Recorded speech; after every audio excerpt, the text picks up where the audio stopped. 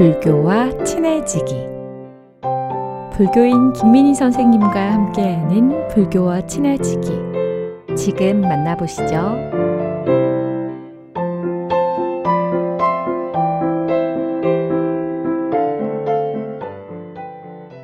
불교와 친해지기, 불교인 여여와 김민희입니다.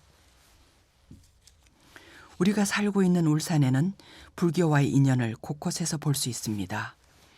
동서로 가로지르는 태화강이 있고 태화교, 그 옆에 우뚝선 태화로와 용련이 있습니다. 태화강은 동해 바다로 흐르죠. 울산이 접한 바다는 다른 지역보다 수심이 얕아 배의 출입이 용이하다고 합니다. 지금은 큰 배들이 정박을 쉽게 보지만 신라 제24대 진흥왕 때의 일입니다. 지금의 황룡사 자리에 왕궁을 지으려고 토목공사를 하던 중에 황룡이 나타났기 때문에 궁궐이 아닌 절을 짓도록 한 것입니다. 바로 경주 황룡사입니다. 황룡사는 진흥왕 때인 553년에서 569년까지 17년간에 걸쳐 완성되고 후대 진평왕 때 원강 스님이 귀국하여 황룡사를 중심으로 교화하게 됩니다. 화랑도의 세속옥에는 당시 백제와 고구려를 대적하려는 불교와 세속과의 결속력이라 할 수 있습니다. 그리고 경주 황룡사에 조성되었던 장육촌상은 삼국유사에 인도의 아육왕이 불상을 조성하려 하여서나 이루지 못하고 인연 있는 나라에 다 반드시 장육촌상이 조성되어지기를 바란다는 왕의 발언에 따라 불상을 만들 수 있는 황금, 황철을 실은 보내 배가 지금의 울주 국포에 정박하게 되었으며 울산 해안가에 도착하면서 아육왕의 발언이 성사가 된 것입니다.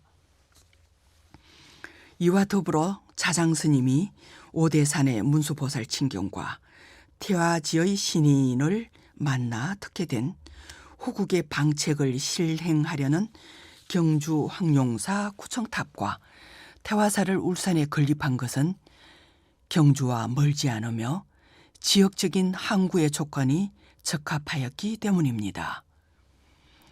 태화지 신인인 용의 간청으로 태화사를 창건하고 태화서의 배를 접안하는 태화나루 앞에는 용련이 있었다고 삼국유사, 낭지성은 보연수는 기록하고 있고 여기서 태화지의 신인인 용은 황룡사를 수호하는 용의 아버지라는 것입니다.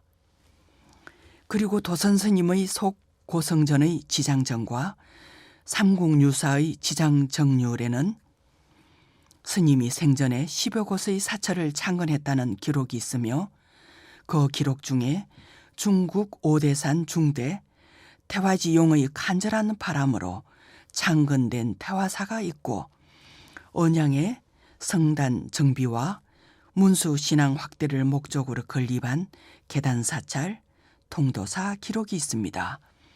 그 외에도 많은 사찰이 있었다는 겁니다. 신라와 신라 불교의 중요한 시기에 자장 스님이 등장하고 있는 것은 신라 불교를 화합으로 이끌어내며 국가적 위기에서 벗어날 수 있는 통합의 길을 모색한 것이라 여기며 특히 태화사는 외교적인 역할을 하는 사찰로서 경주와 가깝고 바다와 맞닿아 있는 울산이라는 점과 신라 불교와 문수신앙을 확산하기에 적합한 곳이 되었을 겁니다. 신라와 신라 불교의 중추적인 역할을 한 자장스님이 신라로 귀국하게 된 것은 선덕 여왕의 요청에 의한 것으로 제위 12년 때의 일입니다. 귀국 후 분황사에 머물면서 대국통이 됩니다. 먼저 건립한 황룡사 구청탑은 646년에 완공하게 되는데 그 높이가 80m가 넘는 엄청난 건축물이었습니다. 이러한 목탑을 만들어내는 신라인의 의지는 백제, 고구려, 외국을 멸하고 삼국 통일을 향한 간절한 염원이 담긴 것이라 할 수 있습니다. 귀국하기 전의 자장 스님이 오대산의 문수보살을 친견하고 대화지의 신인으로부터 받은 방책을 요약해 보면요.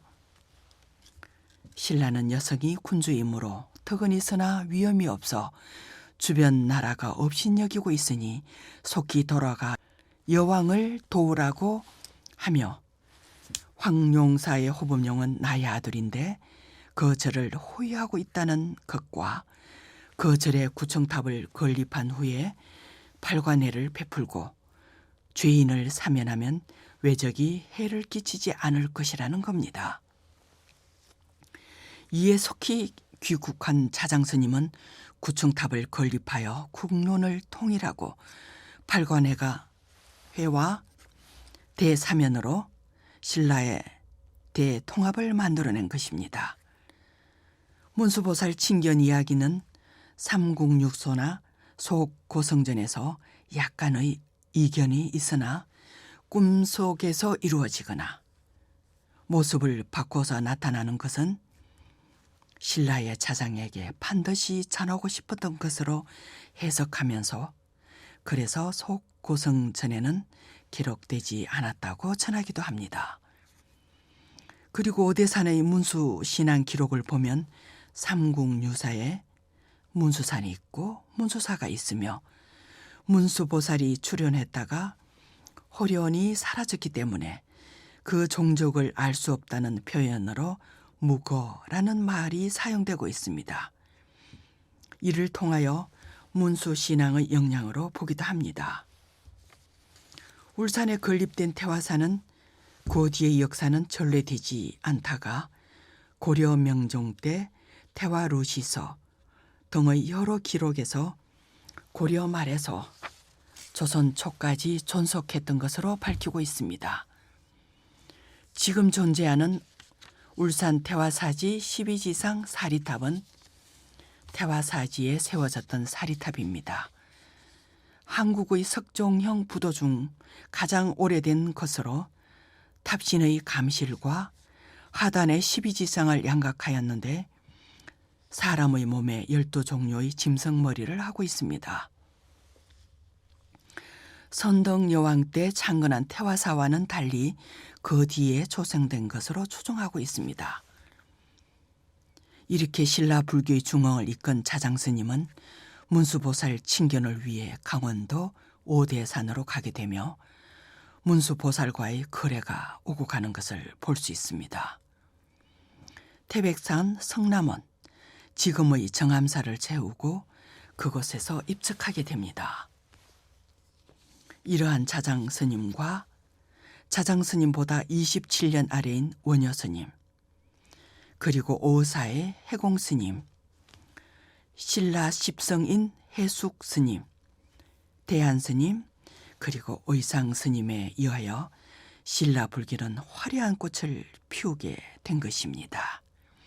오늘은 여기까지입니다. 안녕히 계십시오. 안녕히